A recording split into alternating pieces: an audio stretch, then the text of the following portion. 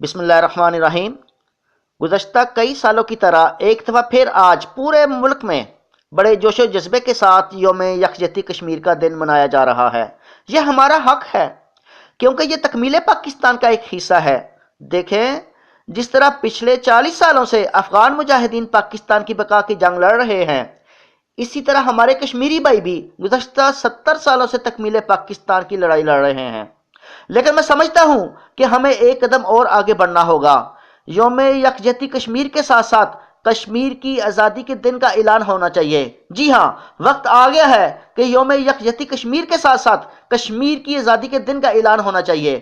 بین الاقوامی حالات کے تناظر میں کشمیر کی اس تحریک کو ان ریاستوں میں بھی پھیل جانا چاہیے، پوری قوت کے ساتھ پھیل جانا چاہیے جو 1947 میں انگریزوں اور ہندوؤں کی ملی بھگت اور دھوکہ دہی سے بھارت سرکار نے وہاں پر غاصبانہ قبضہ کر لیا تھا، جیسے ریاست جوناگڑھ، حیدر آباددکن، گورداسپور، امرتسر اور فیروزپور ہیں، تاکہ تکمیل پاکستان کی اس پاکیزہ تحریک کو پایہ تکمیل تک پہنچایا جا سکے۔ شکریہ۔